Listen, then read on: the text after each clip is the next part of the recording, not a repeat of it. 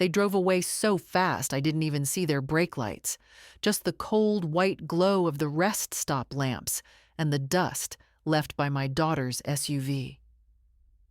At 79, I thought I'd seen every kind of humiliation a family could give a woman, but being left at a highway rest stop at 1 in the morning had never made the list. I stood there in my beige coat, clutching my purse like it could warm me. It couldn't. Nothing really could. Not after the way Karen said, "Mom, we just need space. Get out for a moment." And the moment turned into them, driving off with the doors locked. The trucks roared past, making the pavement tremble. I didn't tremble. Not outside, anyway. Maybe age does one useful thing. It teaches you to shiver on the inside only. I walked to the bench near the vending machines, sat down slowly, and took out the small spiral notebook I always kept in my purse. I bought it 2 years ago thinking I'd write down recipes. As it turned out, recipes weren't the only things worth noting. 1:07 a.m., I wrote. Left at rest stop. Highway 14N. Temperature cold, mind clear. That last line surprised even me. Clear. That's not how a woman should feel when her own daughter and son-in-law abandon her like forgotten luggage. But clarity has a sharpness to it, and that sharpness cut straight through the confusion I'd been living in for years. The excuses, the apologies I made for them, the bending until my back ached. All of it slid away in that cold air. A car pulled in, just a young couple arguing about something useless. They paid me no attention. Good. I needed the quiet. I replayed the evening, the forced smiles at dinner, the moment David sighed dramatically because I asked if we could go home. I was tired. My hip hurt. And then Karen's whisper, sharp and embarrassed. "Mom, you make everything difficult." Then the sudden stop at the rest area, their clipped voices, the door shutting behind me, and the engine revving. I wrote again. Not accidental. Decision made long ago. Tonight only revealed it. I don't know how long I sat there. Long enough for the sky to shift a shade darker. Long enough for the loneliness to turn into something sturdier. A patrol car eventually pulled in. The officer rolled down his window, brows raised.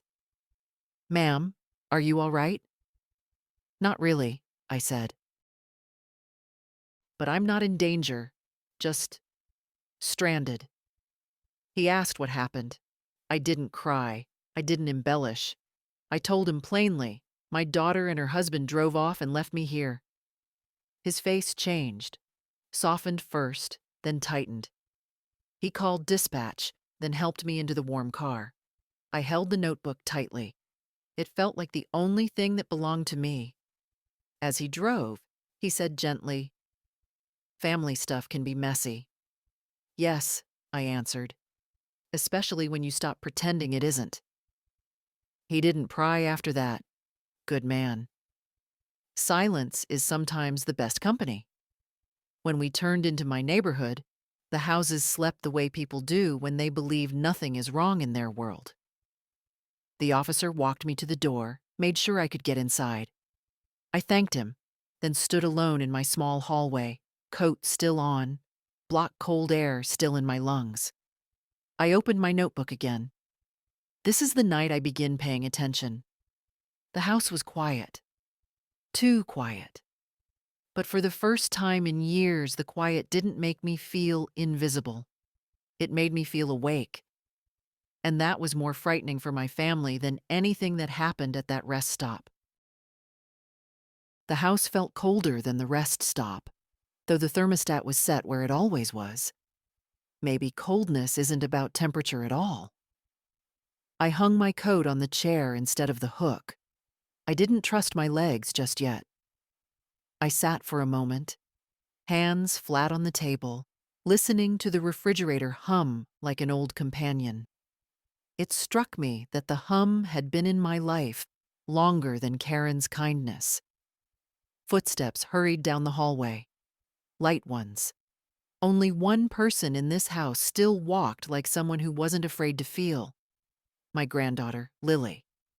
"Grandma, is that you?"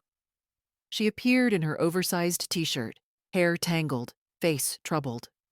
17, still soft around the edges, not yet sharpened by adult disappointments. "Yes, it's me," I answered. She stopped when she saw my shoes still on. Her eyes widened. "Where were you? I woke up and Dad said—" She cut herself off, pressing her lips into a thin line. I knew that look. The look of someone who's already caught one lie tonight and fears the next. I didn't want to burden her. Not with this. But she stepped closer, knees slightly bent, like she was bracing herself. "Grandma, what happened?" "They left me at a rest stop," I said quietly. No dramatics. It didn't need embellishment. The truth carried its own weight. She blinked, stunned. "Left you? Like, on purpose?" I nodded. For a moment, she didn't speak. Then she shook her head slowly, the way a person does when something rearranges itself inside them. I knew they were being awful, but this— "Grandma, this is insane." I didn't answer. She sat down beside me, her hand covering mine. Her hand was warm. Mine felt like paper. "Did you call the police?" "They picked me up," I said, "and brought me home." Her face changed again. Anger now, quiet, controlled, the kind that starts deep. "Dad said you went for a walk to clear your head. He said you didn't want anyone waking you when you got back, so I shouldn't worry." She exhaled sharply. I knew he was lying. He does that thing with his eyes when he lies. I made a small note in my notebook. Lily sees truth. Important.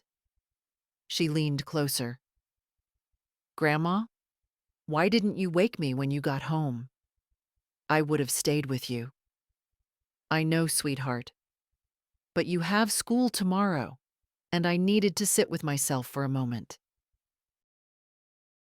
She frowned. "You shouldn't have to sit with something like this alone." I looked at her. Really looked. Somehow she'd grown up in this house without turning hard. A miracle, considering the atmosphere Karen and David created. Always rushing, always irritable, always pretending I was a misplaced object crowding their space. Yet Lily still chose gentleness. She squeezed my hand. "Are you okay?" "I'm upright," I said. "For tonight, that's enough." She didn't smile. She understood it wasn't a joke. From the hallway came the sound of movement. Someone pretending not to listen, pretending not to be awake. Karen or David. Probably both.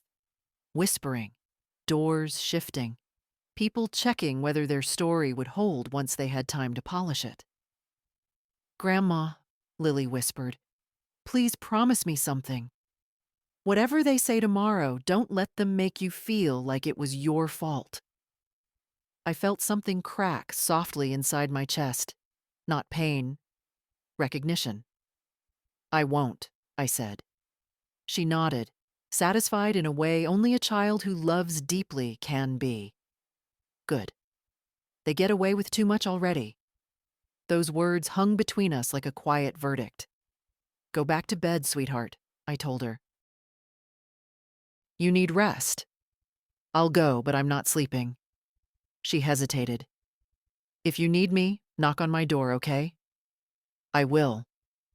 She hugged me, longer than usual, and went back down the hall.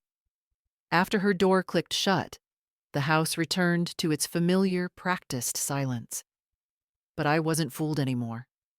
Silence in this house wasn't peace, it was avoidance. I opened my notebook again, returned home. Police officer kind, Lily honest, Karen and David hiding. Then I wrote one more line. Tomorrow, bank. Not because of money, because truth has a trail, and I needed to see where mine had been taken. I snapped the notebook closed. The decision felt solid, like a stone placed carefully in the palm. A beginning, not dramatic, just real. Upstairs, a floorboard creaked under a cautious step. Someone was listening. Good. Let them hear. I didn't sleep that night. Not truly. I lay down for an hour or two, but my mind stayed upright, even if my body didn't. By 7 in the morning, the house began to stir the way it always did. Doors closing too loudly, coffee mugs clattering, the practiced tension of people who want to appear normal without doing the work of being normal. I heard Karen's voice first. Low, rehearsed. "Mom, are you awake?" She didn't ask out of concern. She asked the way someone checks a smoke alarm they hope is broken. "Yes," I said, sitting at the kitchen table with my notebook open. I didn't close it when she walked in. Let her see it. She wore her office blazer even though it was too early to leave. Her hair was perfectly smooth, as if control over her appearance could replace control over her guilt. "I heard you came home late," she said. "You should have called us. We would have picked you up." I looked at her calmly. "You drove away from me." A small flicker crossed her face. Shock, then irritation, then the glossy mask she used for difficult clients. "Mom, that's not fair. You got out of the car. You said you needed air." "I said I needed a minute," I corrected. "You decided that minute didn't include bringing me back." Her jaw tightened. She exhaled loudly, the way she always did when she wanted to end a conversation without resolving it. "Things got heated. You were criticizing us all dinner. I asked to go home because my hip hurt." "You made a scene," she snapped. "David felt attacked." David always felt attacked whenever he wasn't praised. I didn't bother pointing that out. I wrote something in my notebook, slowly, deliberately. Karen stared at the movement of my pen. "What are you writing?" she asked. "The truth," I said. She didn't like that answer. Her cheeks reddened. "Mom, this is getting out of hand. We were exhausted, and you've been so difficult lately. It's not easy having you here all the time." I nodded. Then leaving me alone at a rest stop must have felt like a relief. She flinched. Good. A human reaction at last. Before she could answer, David entered the kitchen, tying his tie. He looked at me the way one looks at an unpaid bill. "Morning," he said stiffly. Then, to Karen, "We need to go soon." He didn't greet me. He didn't ask what happened. He just hoped the problem would dissolve if ignored. I stood up. "I'll be going out today," I said, taking my purse. "Where?" Karen asked too quickly.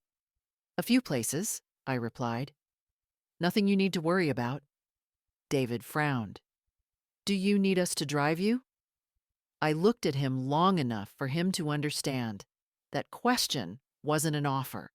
It was fear disguised as politeness. "No," I said. "I'll take a cab." Their eyes exchanged a glance, brief, nervous. As I walked toward the door, Karen followed.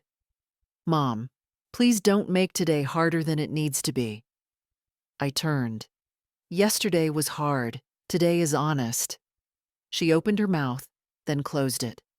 Behind her, David muttered something under his breath, something that sounded like, "We don't deserve this." I didn't bother responding. People like him always believe the consequences of their actions are unfair. Outside, the cold morning air felt almost clean. I called a cab and waited on the curb, notebook in hand. I made another note. Day 1. No more ignoring the obvious. The cab arrived, driven by a woman about my age, silver hair cropped short. She glanced at me in the mirror. "Rough morning?" "A long night," I answered. She nodded. "Those can change a person." "Yes," I said quietly. They can. At the bank, the lobby was almost empty. A young teller greeted me with a smile that didn't reach his eyes. I recognized the expression. Someone performing friendliness, not feeling it. I need to speak with a financial manager, I said. Privately. He nodded and led me to a small waiting area. A few minutes later, a woman in her 50s approached. Sharp eyes, steady posture. Her name tag read, Elaine Bradford. Mrs. Holt? She asked. Come with me. Her office was small but orderly. She gestured for me to sit. How can I help you today? I placed my notebook on the desk. I want to review every automatic withdrawal, every shared authorization, every joint access granted on my accounts. Elaine didn't flinch. Of course. Any specific concerns? Yes, I said. For the first time in a long time, I am concerned about myself. She studied my face briefly, reading the quiet between my words. She nodded. Let's begin, she said. She turned her monitor and began pulling up pages and pages of transactions. I saw the first numbers appear. Amounts, dates, companies I didn't recognize. And without a tremor in my voice, I said, print them all. Elaine clicked a few keys. The printer across the room began to hum. I didn't tremble then either. Not anymore. Elaine stacked the printed pages neatly before sliding them toward me. The pile was thicker than I expected. Years of numbers, each one a small doorway into choices I barely remembered making, or didn't make at all. Take your time, she said, folding her hands calmly. I'm here if you have questions. I didn't need questions at first, only breath. I began reading line by line. Insurance premiums I never signed up for. Subscriptions to services I didn't use. Payments labeled household support. Transfers to an account with David's initials. Every month, sometimes twice. I felt no shock. Only confirmation. They've been accessing my funds for years, haven't they? I said. Elaine didn't answer immediately. The authorizations appear to have been signed by you. She turned one page toward me, gently tapping her finger under my signature. My signature. Long loops, long lines. Yes, it was mine. But mine from a time when I believed trust was the same thing as love. When Karen said, Mom, this just makes things easier for all of us. And I wanted her to want me around. Not just my housekeeping or my casseroles. Me. I remember signing, I said softly. But not understanding. Elaine remained quiet. It was a respectful silence. I took my pen and made a note in the margin of the printout. Understanding now. When I finished reading, I pushed the stack a few inches away. What are my options? Elaine straightened, professional but gentle. First, we can suspend all withdrawals, then revoke authorizations. You can reassign control of your accounts solely to yourself. And we can set up alerts so you are notified each time any transaction occurs. Do it, I said. All of it? All of it. She nodded and began typing. Her keystrokes were steady, precise. It felt like the sound of a lock turning, not trapping me, freeing me. As she worked, she asked, Do you feel safe in your current living arrangement? The question hovered in the air. I thought of last night. The dark highway. Karen's clipped voice. David's impatience. The cold that crept into my bones. I thought of Lily's warm hand on mine. Of the silence afterward. The kind that makes a person small. No, I said, but I'm not afraid. There's a difference. Elaine nodded. If you ever need help finding alternative housing or legal support, we can connect you to the right resources. I looked at her. Something in her tone wasn't pity, it was recognition. A woman who'd seen too many mothers emptied out by the people they raised. "I'll need legal support soon," I said. "But not today." She printed the new authorization documents and passed them to me. "Sign here. This reverses all previous access." I picked up the pen. My hand didn't shake. It felt like I'd been waiting years to make this one stroke. When the signatures were done, Elaine walked me to the elevator. "Mrs. Holt," she said quietly, "you're doing the right thing." "I know," I replied. That's why it feels so strange.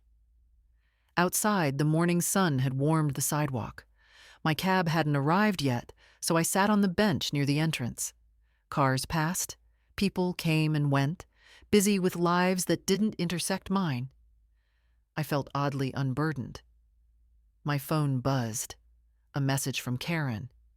"Mom, call me ASAP. We need to straighten out what happened. David thinks this is getting blown out of proportion." I stared at the screen. For years, I would have responded immediately, apologizing for something that wasn't my fault. Not today. I wrote in my notebook, "They want control back. They sense the shift." Then I typed a short reply. "I'm busy today." I didn't explain with what. Explanations were a currency I no longer used. A second message arrived. "Busy with what?" I didn't answer.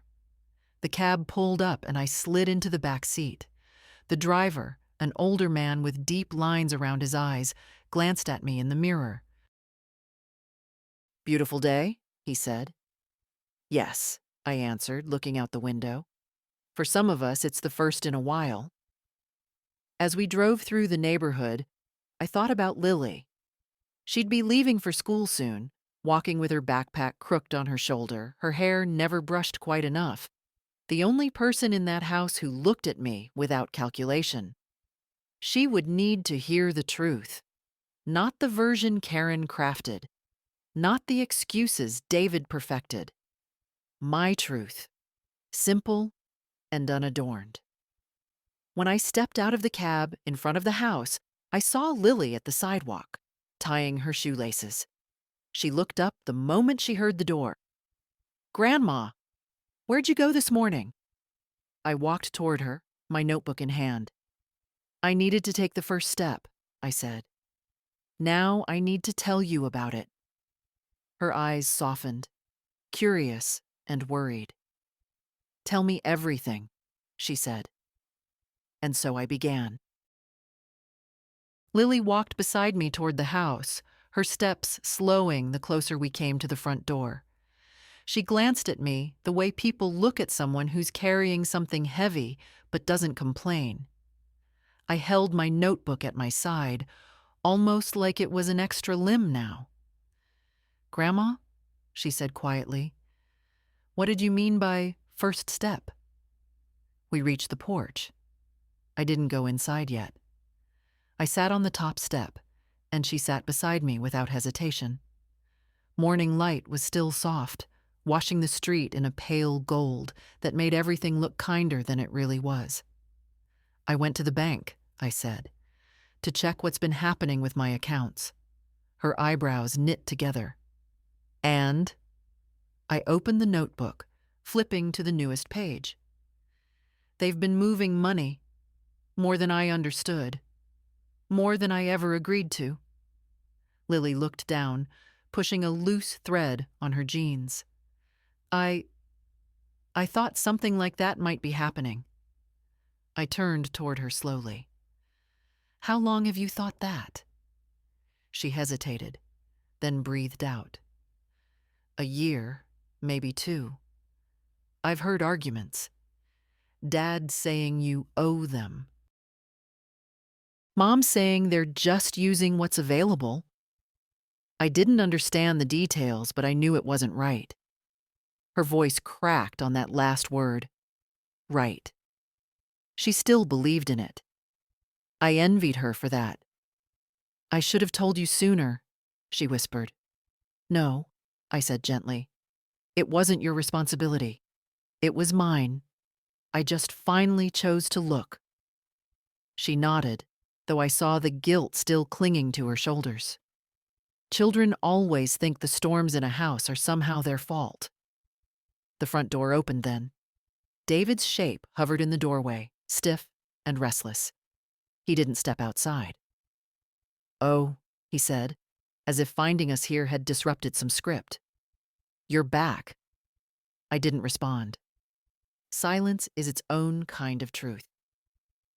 Lily stood up, instinctively placing herself between us. David's eyes narrowed slightly. He didn't like obstacles he couldn't push aside. "Your mother and I tried calling," he said. "We needed to talk about last night." "Last night was clear," I replied. "There's nothing to reinterpret." He shifted, one hand on the doorframe. "Look, we were all tired. You took things the wrong way." I opened my notebook and wrote without hurry. Lily tilted her head, reading upside down. "He says I misunderstood being abandoned." David bristled. "What is that supposed to mean?" "It means I'm documenting," I said, "so nothing gets blurred later." He looked genuinely unsettled by that. People who twist the truth are always nervous around the written version of it. Karen's voice floated from inside. "David, what is she saying now?" I closed the notebook. "This isn't the place for a discussion, and I won't be having one right now." David exhaled through his nose. "You're blowing this way out of proportion. We're family." "That word," I said softly, "has lost weight here." He didn't answer. He simply disappeared back inside as if retreating would make the truth fade. Lily sat again. "Grandma, what are you going to do now?" "More steps," I said. "Many of them." She was quiet for a moment, then, "Whatever happens, I'm with you. I hope you know that." I placed my hand over hers. "I do." A school bus rumbled down the street then, the sound mixing with the rustle of early wind. Lily stood up reluctantly. "I have to go," she said. "Please text me when you get back later, or call, or just something." "I will." She hugged me, tight, purposeful, and ran toward the bus stop. I watched her until she boarded. I waited until the bus turned the corner. Only then did I open my notebook again. Today, call lawyer, collect documents. No turning back. My handwriting looked different suddenly, firmer, like it remembered itself after years of being timid. Inside the house, two silhouettes moved behind the curtains, whispering, strategizing. Let them whisper. The next step was mine. By the time I reached the attorney's office, the morning had already sharpened into something decisive. The kind of morning when even the air feels like it's asking whether you're finally ready to stand up for yourself. I gave my name at the reception desk, and they led me to a small conference room with a long oak table. I sat at one end, notebook on my lap like armor. When Jennifer Marlowe entered, she wasn't what I expected. 63, hair the color of storm clouds, expression calm but alert. A woman who'd learned everything she knew the hard way. She greeted me with a firm handshake, respectful, not patronizing. "Mrs. Holt," she said, sitting down, "you mentioned the situation was urgent." "It is," I answered. "I need to protect what's mine, and I need to do it quietly." She folded her hands. "Tell me what happened." I didn't dramatize. I didn't minimize. I simply told her. The rest stop. The years of small erasures. The financial access I'd allowed because I believed that helping my daughter would keep us close. Jennifer listened without interrupting, her gaze steady, not pitying. When I finished, she sighed softly. "I hear stories like this more often than you might imagine. Not identical, but similar in shape. Children forgetting their parents are human beings, not resources. She opened a folder. We'll take it step by step. First, reclaiming full control of your finances. Then, restructuring your estate so that no one can pressure you in the future. Good, I said. My voice surprised me. It sounded like someone who'd stopped asking for permission. She printed a stack of forms and slid the first one toward me. Revocation of existing financial access. Once you sign, they will no longer be able to withdraw, authorize, or modify anything in your accounts. You'll receive alerts for every action. No surprises. No surprises. It felt like a prayer I signed. Next came the documents concerning my will. I'd avoided thinking about it for years, because mothers always imagine there's still time for their children to change. But last night on that highway, time had stopped protecting illusions. I'd like to create a trust, I said. Something for my granddaughter only, not her parents. Jennifer nodded. A restricted trust for Lily, with protections to ensure her parents can't access or redirect the funds.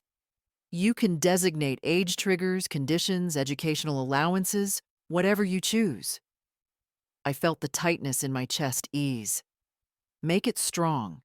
She deserves at least one adult who thinks of her future and not their own comfort. We'll make it ironclad. We worked quietly for the next half hour. She explained every line, every implication. Not talking down to me, not rushing. It had been a long time since someone treated my mind as if it were still worth something. When the last signature dried, she leaned back. Mrs. Holt, I want to tell you something plainly. You are under no obligation to keep people in your life who treat you poorly, family or not. I closed my notebook slowly. I know, I said. I just needed someone else to say it out loud. She walked me to the door. If they react badly, and they will, call me before you respond. We'll handle it together. Thank you, I said, for not talking to me like I'm fragile. Jennifer smiled. You don't strike me as fragile. You strike me as someone who finally stopped pretending. Outside, the sky had warmed despite the early hour. I felt my steps steady as I walked toward the taxi stand. My phone buzzed again. Karen, then David, then Karen once more. I didn't open a single message. Instead, I wrote in my notebook. Today, I took my name back from their mouths. The wind moved lightly down the street, brushing against my coat. I breathed it in, letting it fill the hollows I'd ignored for too long. Age doesn't make you invisible, not unless you agree to vanish. And I was done agreeing. By the time I reached the house, the afternoon light had cooled into that pale shade that always makes the edges of things sharper. The driveway was empty, Karen and David's cars gone, but their absence didn't bring the peace it once did. It only meant the storm would come later. Inside, the house felt tense, as if the walls themselves had overheard my mourning. I set my purse on the table, hung my coat on the back of the chair, and sat for a moment with my hands folded. It struck me how often I'd sat here waiting for them, waiting to be useful, waiting to be needed, waiting to be forgiven for things I'd never done. Today, the waiting was over. My phone vibrated again. Karen, 4 messages now. A call. Another call. Then one from David. I didn't answer. Instead, I walked into the kitchen, put water on to boil, and took a plain ceramic cup from the cabinet. I moved slowly, deliberately. It had been a long time since I'd moved like a woman who didn't expect to be interrupted. When the kettle clicked, I poured the water and sat down at the table. The first sip steadied me. I opened my notebook. This morning, reclaim. This afternoon, reinforce. Before I could write anything more, the front door opened. No knock, no hesitation. Just the sound of the key turning in a lock they believed belonged only to them. Karen's voice cut into the stillness. "Mom, we need to talk." I placed my pen beside the notebook and didn't look up. "Then close the door behind you. You're letting in the cold." She hesitated. I heard the door click, then her footsteps. Sharp, irritated. David followed more slowly, the way men do when they think observation alone might fix the mess they made. Karen stood across from me, arms crossed, eyes already rehearsed. "We've been calling you all morning." "Yes," I said. "And you're ignoring us?" "I'm choosing who I give my time to." That startled her. She wasn't used to my voice holding shape. David stepped forward. "The bank called us? Something's wrong with your accounts? They said you revoked access?" "Correct." "But why?" Karen demanded. "We've managed things for years. You never had a problem before." I looked at her openly. "I did. I simply stopped hiding it." She blinked rapidly, the way she did when anger and fear touched each other inside her. "Mom, you're being dramatic. This is all because of last night. You're just upset." "Yes," I said. "I am upset. And I'm also awake." David exhaled in frustration, rubbing his forehead. "This is ridiculous. You're going to make things so much harder for all of us." "Harder?" I repeated. I was left alone at a highway rest stop at 1 a.m. Karen rolled her eyes, a gesture she used to diminish, not express. "We explained that. Things got heated. You overreacted." I pushed my notebook toward them. I wrote down exactly what happened. "I'm not negotiating the truth." Karen's voice rose. "Why are you doing this? You're hurting the family." "The family," I said slowly, "is hurting itself. I'm just refusing to bleed for it anymore." She fell silent then, caught off guard by the calm in my voice. David, however, leaned forward. "You talked to a lawyer, didn't you?" he asked. "Your attorney called the house asking to confirm your upcoming appointment." "And you answered my phone?" I asked. His jaw tightened. "It rang while we were trying to reach you. We were worried." "Worried about me," I said, "or worried about access?" He didn't respond. Not because he didn't know the truth, because he did. Karen's voice softened then, but the softness was performative, something she put on like a cardigan. "Mom, we're your family. We're supposed to take care of things. You know you need support." "I needed support last night," I said. "You drove away from me." She opened her mouth, then closed it. The truth was too blunt to swallow. For the first time, I noticed how young she looked in her anger. 48, and still convinced control was the same as love. I stood up quietly, and both of them straightened, as if expecting a negotiation. "There's no discussion to be had today," I said. "What's done is done. My accounts are my own. My decisions are my own. If you need anything from me, you won't get it through intimidation or guilt." Karen's eyes glossed with a fury she didn't know how to contain. "So that's it? You're just cutting us off?" "No," I said. "I'm letting myself go." David muttered a curse under his breath. Karen grabbed her coat, movements abrupt. "You're being manipulated," she snapped. "Someone got into your head." "Yes," I said softly. "Me." They left without another word. The door shut harder than necessary. The house exhaled when they were gone. I sat again at the table, opened my notebook, and finally finished the sentence I'd started earlier. "This afternoon, reinforce, and remember, I am no longer afraid of the sound of their footsteps."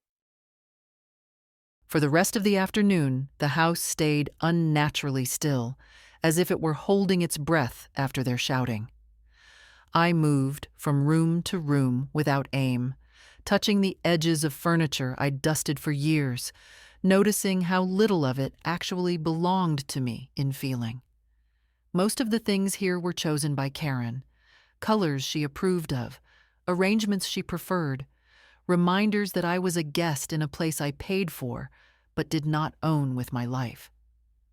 I ended up in the small back room they used to call my space, a narrow bed, a lamp that flickered, a window that looked out onto the fence.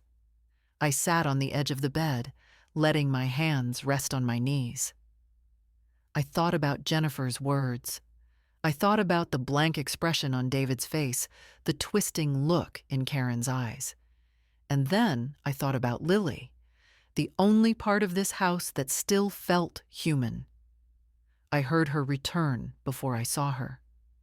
The front door opened softly, not like her parents' door-slamming announcements. I heard her backpack drop, then her steps coming down the hallway. "Grandma?" she called, uncertain. "In here," I answered. She slipped into the room, closing the door gently behind her. Her face was flushed from the walk home, but her eyes were darker than usual, too knowing for her 17 years.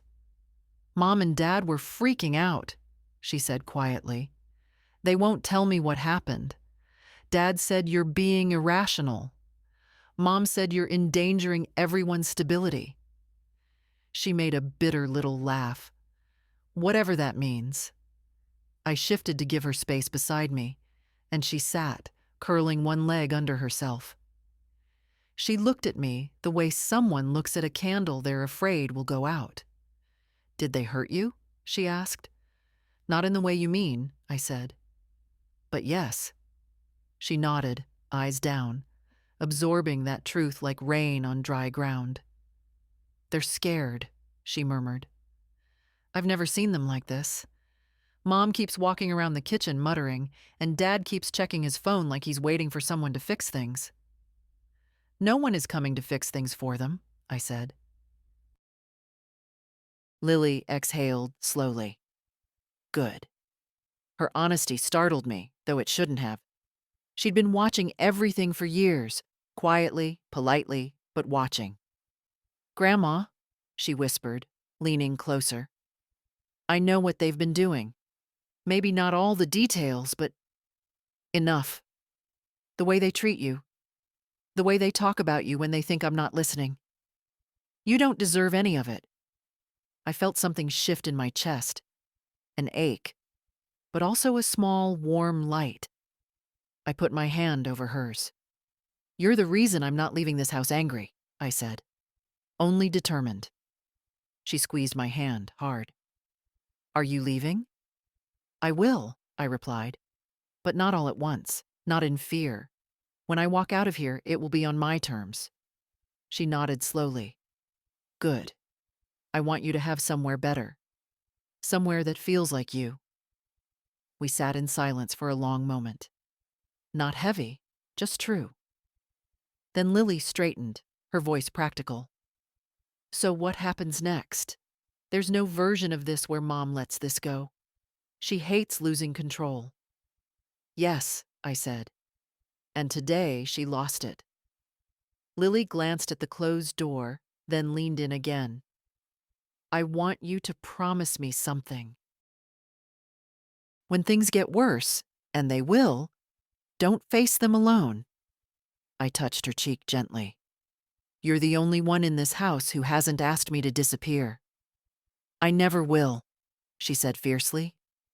Her loyalty, quiet, steady, felt like the first real kindness I'd been given in years. We heard a car in the driveway then, doors slamming, Karen's voice rising even before she crossed the threshold. Lily stood. "I'll deal with them," she said. "No," I answered softly. "Let them come. I'm not hiding." Lily hesitated, then nodded and slipped out. I stayed seated on that narrow bed, hands calm in my lap, as their footsteps approached. heavy, angry, unprepared for the woman who no longer belonged to them. Today, I thought, is the day they learn who I've become. Night has a way of peeling back the noise from the day, leaving only what you can no longer ignore. By the time the house settled into its late evening silence, I felt the weight of everything that had happened pressed against my ribs, not choking me, but insisting I feel it fully. Karen and David had retreated to their room hours ago. Doors slammed, voices hissed, drawers yanked open. And then, the quiet that comes after people run out of words, but not out of anger. Lily checked on me once more before bed, her eyes tired from carrying emotions she hadn't caused. When she finally slipped into her room, the hallway dimmed into its usual yellow gloom. I sat alone in the living room, lights off, only the street lamp reaching inside in a thin bar across the carpet. I held my notebook open on my lap but didn't write anything yet. My hands were warm, steady. My mind, clearer than it had been in years. This is what certainty feels like, I thought. Not loud, not triumphant, just settled. Somewhere above me, a floorboard creaked. David's slow pacing. Then the dull thud of a door shut too firmly. Karen's. They were preparing themselves for tomorrow, planning ways to reel me back in, to insist I had imagined everything. I didn't need to hear their exact words. I knew the shapes of their arguments. I had lived inside them too long. I leaned back in the chair and closed my eyes. For a moment, I let myself imagine something simple, waking in a place that didn't echo with resentment. A kitchen where I could make tea without feeling watched. A morning without rehearsed apologies. Freedom isn't grand, it's quiet, barely noticeable until you taste it. When I opened my eyes, the room looked the same, but I wasn't the same woman in it. I finally wrote, "Tonight, let the silence finish its work." I set the notebook aside and stood slowly, my joints stiff but obedient. I walked to the window and looked out at the dark yard. The trees barely moved. Even the wind seemed to respect the stillness of the moment. I thought of my husband then, not sentimentally, but like remembering an old truth. He used to say, "If you stay quiet long enough, the truth rises on its own." He wasn't a complicated man, but he understood dignity better than anyone I've known. I whispered into the glass, "I'm learning late, but I'm learning." From down the hall came another sound, Lily's door opening softly, then her slow footsteps approaching. She peeked into the living room, hair tousled, blanket around her shoulders. "Grandma?" she murmured. "You're still awake." "So are you," I replied. She came closer, sat beside me on the arm of the chair. "I couldn't sleep. I keep thinking about what they did to you, what they keep doing." I touched her hand. "Don't carry more than your share." "But I see everything, and I can't unsee it." Her voice trembled, but not from fear, from the strain of growing up too fast in a house that demanded silence from everyone. I slid my hand into hers, feeling how young she still was, fragile in the places she didn't show. "You're not responsible for their choices," I said, "and I'm not undone by them." She rested her head lightly against my shoulder. "I wish you could leave already," she whispered. "I wish you had somewhere to go." I didn't answer at once. I watched our reflections in the window, hers young and unformed, mine lined and steady. Two women at different ends of life, both learning the same truth in their own ways. "I will leave," I said finally. "Not out of hurt, out of clarity." She nodded against my arm. "Good." We sat like that for a long minute, just breathing, not talking. not trying to fix anything.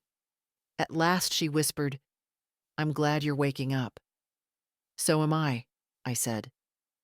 She stood and kissed my cheek before returning to her room. Her footsteps faded down the hall. A door clicked shut gently. The house fell silent again, a silence I no longer feared. Karen didn't come home quietly. I heard her before I saw her. The rapid clicks of her heels across the entryway, the way she muttered to herself, gathering anger like some people gather breath. David hovered behind her, slower, his irritation like a shadow rather than a flame. Lily stayed in her room. She knew when a storm was coming. I was in the living room reading a newspaper I didn't care about, simply because I wanted to sit upright and calm when they approached. I didn't rise when Karen marched in. "We're talking," she announced, as if I needed permission. "You're talking," I said. "I'll be listening." That threw her off. Karen's confrontations relied on resistance. She didn't know what to do with calm. She crossed her arms. "Mom, we spoke with the bank. They said you revoked all existing authorizations. You understand how dangerous that is, right? You've made things unnecessarily complicated." "Dangerous for whom?" I asked quietly. "For all of us," she snapped. "We have bills, responsibilities, the household." "The household," I interrupted, "is something you and David manage, not something I fund." Her mouth tightened. "So you're punishing us?" "No. I'm correcting something that should have been corrected years ago." David stepped forward, hands half raised, as if framing an argument. "You're making assumptions. You think we're taking advantage of you, but you agreed to all those things. You signed every paper." "Yes," I said, "but I signed as a mother who trusted her child, not as a woman giving up ownership of her own life." Karen's face flushed. She wasn't used to hearing my reasoning delivered without shaking. "This is absurd," she said. "You're blowing everything out of proportion because you're upset about last night." I closed the newspaper. "Last night didn't create this. Last night revealed it." She let out a humorless laugh. "You're rewriting things to make yourself the victim." "I don't feel like a victim," I said. "I feel aware." David rubbed the bridge of his nose. "Look, can't we just put this behind us? You're overreacting. Families fight. Mistakes happen." "Leaving your mother at a highway rest stop is not a mistake," I answered. "It's a decision, and you made it together." Karen's voice suddenly dropped. "Mom, do you have any idea how hard it is living with the pressure we're under? You think everything is so simple, but you're not the one juggling work, bills, a teenager." "Lily is not a burden," I said. "She is the only person in this house who still speaks to me with kindness." That silenced both of them. For a moment, the room felt heavy, not with anger, but with truth they didn't want. Karen sat abruptly on the edge of the coffee table, as if her legs couldn't hold the weight inside her. "Mom," she said, quieter now, "we need your support. We need stability." "You don't want my support," I said gently. "You want my silence." Her eyes filled, not with sorrow, but with frustration at losing control of the narrative. "You're being manipulated," she repeated, her voice trembling with forced conviction. "That lawyer, she's filling your head with—" "No," I interrupted softly. "She simply spoke to me like I was still a person." Karen looked down, and for a moment I saw the child she used to be, thin-skinned, afraid of disapproval, desperate to be right. When she finally looked up again, her expression had hardened. "So what happens now?" she asked. "You just rewrite everything without considering us?" "I consider you," I said, "but I do not center you." David scoffed and walked out. muttering something about impossible women. Karen stayed a moment longer, watching me the way someone watches a door they wish would open the way it used to. "I don't understand you anymore," she said. "I'm not asking you to," I replied. "I'm asking you to understand that I won't be disappearing to make your life easier." She stood. "We aren't finished." "Yes," I said. "We are. For tonight." She left the room, steps sharp and brittle. When the door to their bedroom slammed, the house didn't tremble. I did not either. Lily knocked on my door just after 10, though knocked isn't the right word.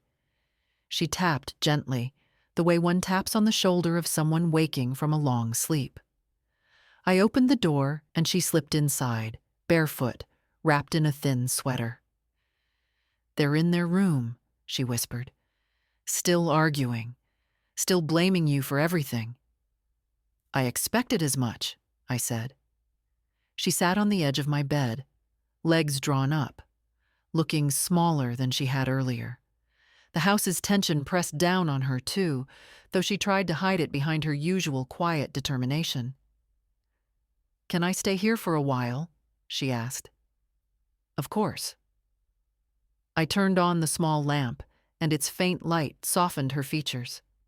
She looked tired, not from school or homework, but from living in a house where emotion cracked the air like static. "I heard what Mom said to you," she murmured, "about you rewriting everything. She always says things like that when she's scared." "She's not scared for me," I said. "She's scared of losing access." Lily nodded, then hesitated. "Grandma, I don't want to sound ungrateful, but do you think she ever loved you the right way?" I sat down beside her, the question settling between us like dust.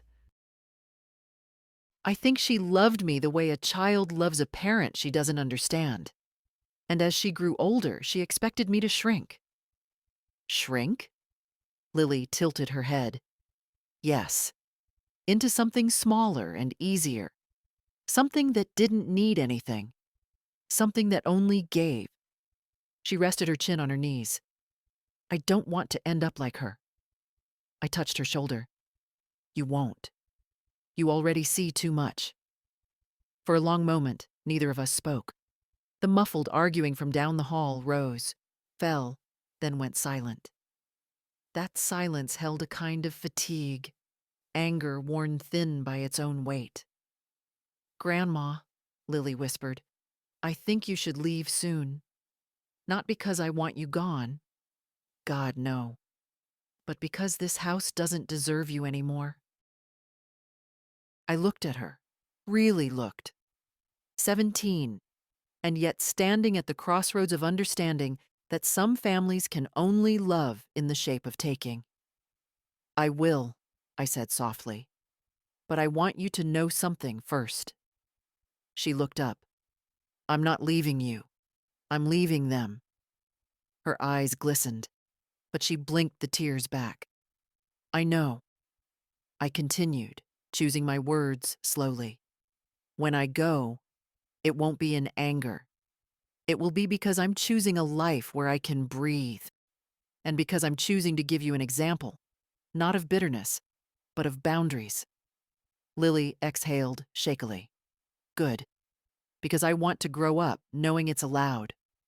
I smiled, a small, tired smile, but a real one.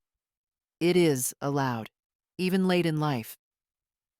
She leaned against my shoulder, and I stroked her hair, remembering the softness of her toddler curls. She stayed like that for a while, silent and warm until the tension in her body finally loosened. "Will you tell me before you go?" she asked. "Yes. You'll know every step." She nodded, satisfied, and rose slowly. "I should get back before they start wondering where I am. But thank you for today. For everything. Good night, sweetheart." After she slipped out, I closed the door and sat on the bed with my notebook resting across my knees.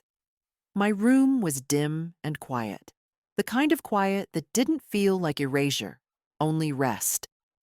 I wrote, "Tonight Lily stood with me, not as a child, but as a witness, a person who sees truth without running from it. Then, beneath it, when I leave, it will be toward something, not away." I closed the notebook gently, as if sealing a decision inside it. Down the hall, a door shut loudly.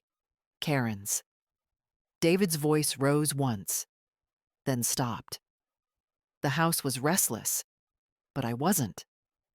For the first time in years, I felt the weight shifting back into my own hands. The next morning, I woke before the sun, not from habit, but from clarity. Sleep had been shallow, but not troubled. I dressed slowly, choosing clothes not for anyone else's comfort, but for my own. A soft gray sweater, my oldest walking shoes. I packed my notebook into my purse and stepped into the hallway. The house smelled faintly of burnt toast. David's attempt at breakfast, likely thrown out after an argument. Their voices hadn't started yet, but the tension clung to the walls like humidity. I didn't linger. I walked straight to the front door and left without a sound. The air outside felt honest. Cold, but honest. At the cafe near the library, one of the few places in town where I could sit without being eyed like an inconvenience, I found a table in the corner. I ordered tea, opened my notebook, and stared at the empty page. There were no tears, no trembling, just a steady awareness that the next chapter of my life would begin in ink before it began in motion. I wrote, "Find a home with light. Find a home with a door that opens only from my side." Then I searched listings on my phone. A strange feeling washed over me, a mix of youth and age. I hadn't looked for a home in decades. Last time I did, my husband was alive, and Karen was a little girl with scraped knees and a stubborn smile. Now, it was just me. A small coastal town 2 hours away caught my eye. Not grand, not busy, just quiet. A tiny cottage with peeling paint and a small porch facing the water. The price was manageable. The photos felt honest. I called the number. A woman answered, soft voice, older, patient. We spoke for 10 minutes. By the end of the call, I'd scheduled a viewing for the following week. When I hung up, I didn't feel fear, only relief. One step at a time, I reminded myself. I didn't need to run. I only needed to stop standing still. My tea grew cold as I made a list, documents to gather, items to pack, conversations I would not have. I would tell Lily first, then Jennifer. Karen and David would learn in due time, but not from my explanations. Explanations were another currency I was done spending. By noon, I returned to the house. Their cars were in the driveway. The front door was half open, voices leaking out. Frustrated, tired, circling the same arguments they'd failed to win last night.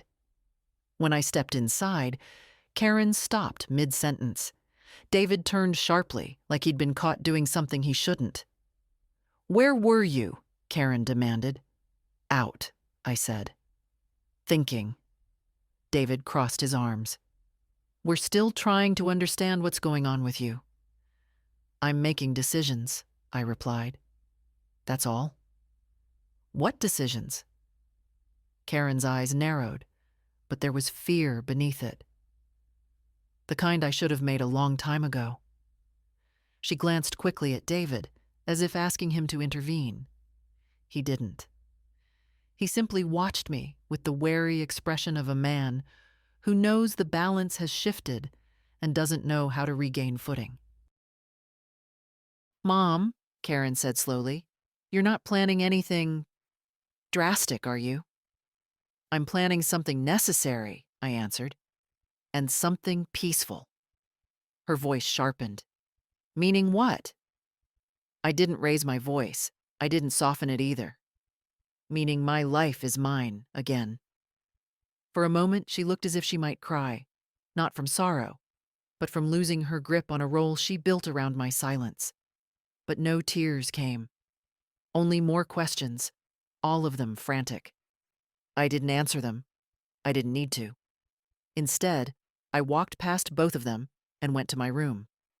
I closed the door gently, not as a wall, but as a boundary. A real one, finally.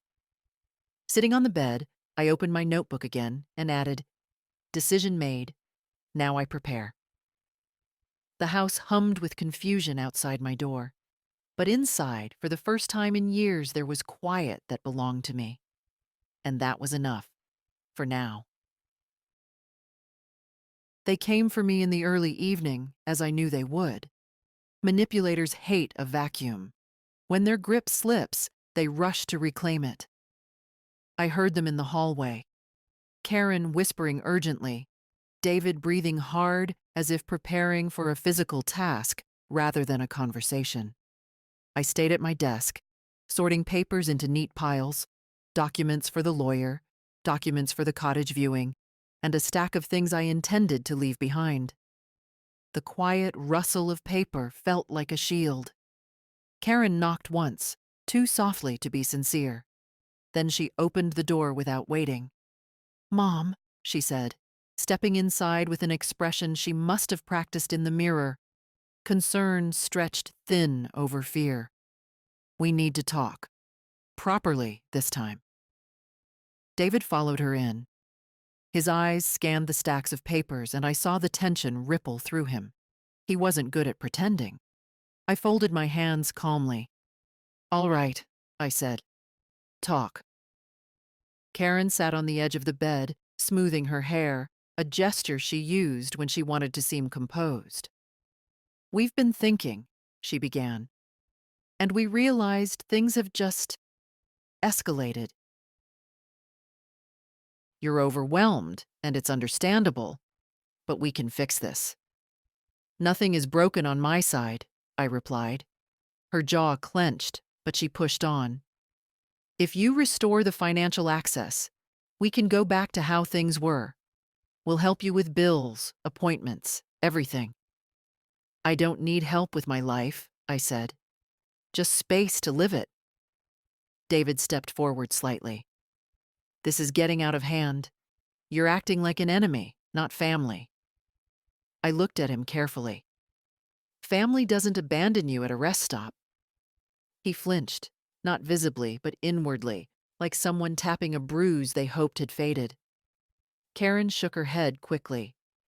"You keep bringing that up." "Because it happened," I said. "And because you refuse to acknowledge what it meant." She swallowed. "We told you. It was a mistake." "No," I said. "It was a choice. And it clarified everything." David exhaled loudly. "We're not bad people, Marion." "I didn't say you were," I answered. "I'm saying you're not good to me." That silence afterward was heavy and honest, the kind that removes every exit from a conversation. Karen's eyes hardened. "So what? You're planning to run away? Start a new life at 80? Don't be ridiculous." I felt a calmness settle inside me that surprised even me. "I'm not running. I'm walking toward a life where my presence isn't an inconvenience." David stepped closer. "We deserve to know what you're planning." "No," I said gently. "You don't. My decisions are no longer committee discussions." Karen's breath caught. "What about us? What about our future?"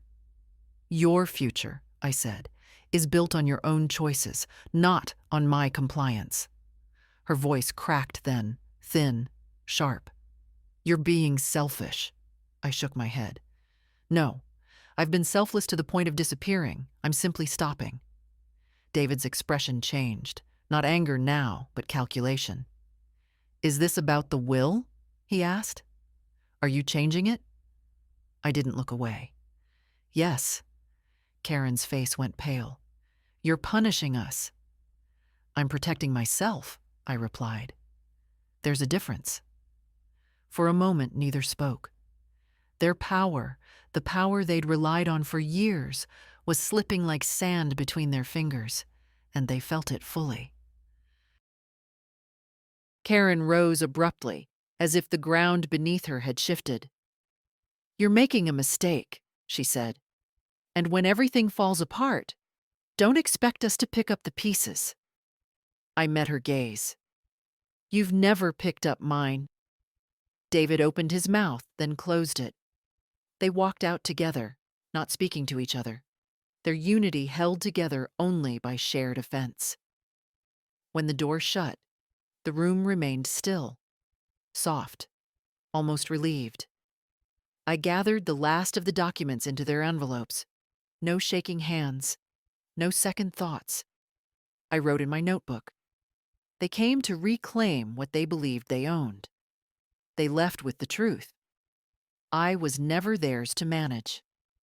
When I set the pen down, I felt something inside me settle. Quiet, final, strong. The next morning, the air felt unusually still, as if the house itself was waiting. I woke early, dressed without hurry, and folded the last of my documents into my purse. Today wasn't the day I would leave, but it was the day I would make it clear that nothing they said or did could reverse what had already shifted inside me. I was in the kitchen making tea when I heard the low rumble of voices from the hallway. Karen and David had been whispering since dawn, their panic spread thin across every syllable. When I didn't approach them, they came to me. Karen walked in first, her face blotchy from a night of restless anger. David followed, jaw clenched too tightly, as if he were holding in the last of his patience. "We need to talk," Karen said. This time, her voice held no rehearsed softness, just fear dressed as authority. I stirred my tea, then set the spoon down gently. "Go ahead." Karen inhaled deeply, steadying herself. "We talked last night, and we think you're making decisions without understanding the consequences." "I understand them perfectly," I said. "No," she insisted. "You don't. You can't just cut us out. You can't change your will without consulting us." "That affects the entire family." "The entire family," I replied, "had the opportunity to treat me as part of it." David stepped closer, frustration leaking into his voice. "This whole thing is out of proportion. You're acting like we're villains." "You're not villains," I said gently. "You're just people who chose yourselves at my expense." He faltered at that. Truth tends to do that to those who avoid it. Karen shook her head, pacing a few steps, then stopping abruptly. "We think you're being influenced. That lawyer, you barely know her. You've never made decisions like this before." "I've never been left alone on a highway before," I reminded her. She flinched. Every time I repeated that fact, her composure cracked a little more. "We apologized," she said tightly. "What more do you want?" "I want honesty," I replied, "and I want dignity, neither of which I've had in this house for years." Karen's eyes darted toward David, silently asking for backup. He stepped forward, hands on his hips. "If you go through with this," he said, "you're tearing this family apart." "No," I said. "I'm stepping out of what's already torn." The room fell quiet. Not peaceful, charged. Karen's voice dropped to a strained whisper. "So what, Mom? You're really going to rewrite everything? Leave us with nothing? After everything we've done for you?" I looked at her, not as my daughter, but as a woman who had built her life on the assumption that I would never resist. "You did not take care of me," I said. "You managed me. There's a difference." Her mouth opened, then closed. She was losing ground she didn't know how to defend. David tried one more angle. You're making irrational choices because you're hurt. If you leave, if you change your will, you'll regret it. I will regret only one thing, I said softly. That I allowed this to go on for so long. Karen's posture collapsed, not dramatically, but visibly. She sat at the table, pressing her fingers to her temples. Mom, I don't know how to talk to you anymore. I don't need you to talk to me, I replied. I need you to listen. She looked up slowly, eyes glossy with frustration and something else. Fear of a world where I wasn't under her control. I will be leaving, I said. Not today, but soon. You will not stop me. You will not guilt me. You will not access anything that belongs to me. I will live the years I have left with peace. David shook his head, muttering, Unbelievable. Karen swallowed. And Lily? You're going to leave her too? No, I said. I'm leaving her an example. They didn't understand. Not yet. Maybe not ever. I stood, took my tea, and walked past them toward my room. Neither followed. Neither spoke. They were too stunned by the version of me they had never prepared themselves to meet. In the quiet of my room, I opened my notebook and wrote, Clarity given. Boundaries drawn. Nothing left to negotiate. The house around me felt smaller, tighter, but I no longer felt trapped inside it. I was already stepping out. I left before dawn, not as an escape and not in secrecy. I moved the way one moves after finishing a long conversation with themselves, steady, without hesitation. The house was silent when I stepped into the hallway, but not the hostile silence it had held for years. More like a place that finally understood I did not belong to it anymore. I paused at Lily's door. I didn't wake her. I had promised her she would know every step, and she did. The night before, we had sat together, talking quietly about the cottage by the water, about afternoons with no shouting, about air that didn't carry tension like dust. Her eyes had shone, not with sadness, but with something like relief. You deserve somewhere soft, she'd whispered. So do you, I'd answered. I left a note on her desk. Simple, honest, written in my clearest hand. Come visit when you can. I'll always have a place for you. I knew she'd understand the weight beneath the words. Outside, the sky was pale and wide. The taxi pulled up and I settled into the back seat, my purse on my lap, my notebook inside it. Everything else I left behind. Pots, linens, the old lamp, the chair whose cushions sagged where I had sat too many nights waiting for people who were not waiting for me. Some things are not worth carrying into a new life. The town grew smaller behind us. The grocery store where Karen complained about prices, but filled the cart anyway. The park where I used to push Lily on the swings. The rest stop road hidden beyond the trees. A place I would never forget and never return to. Not with my body, at least. My memory could make its own choices. 2 hours later, the taxi turned into a narrow street that sloped gently toward the water. The cottage stood at the end, pale blue with worn shutters and a porch that leaned slightly to the left like an old friend with a sense of humor. The sea was only a few steps beyond it, its breath steady, patient. I got out slowly, feeling the ground beneath me, firm and mine. The woman from the listing, Margaret, waved from the porch. Gray hair in a braid, kind eyes, the posture of someone who doesn't rush unless there's a reason. Mrs. Holt? She asked. Yes, I said. You came early. I've been late to enough things in my life. She smiled at that, a real one, and handed me the keys. "It's ready for you whenever you are." I turned the key in the lock.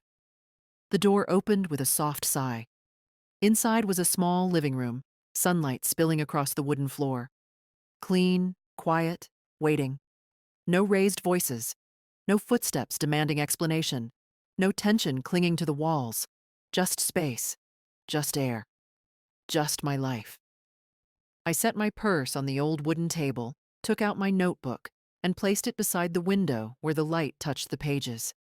For the first time in years, I didn't feel the need to write immediately. The space itself held the words. I sat on the porch steps and watched the tide move in and out, slow and sure, as if reminding me that beginnings aren't loud. They're rhythmic. My hands rested in my lap, empty and light. I thought of Lily. I thought of her growing into her own strength, seeing in my choice a map she didn't know she'd one day need. I thought of Karen and David too, not with bitterness, but with distance, the kind that grows naturally when someone stops feeding the roots. When the sun finally broke through the clouds, I felt it on my face, a small, steady warmth. I whispered, almost to myself, "This is mine, not borrowed, not tolerated. Mine. And if someone reading these words has spent too many years shrinking into the corners of their own life, I hope they hear this quietly. You are allowed to take your name back. You are allowed to walk toward the door that opens for you. You are allowed to begin again at any age."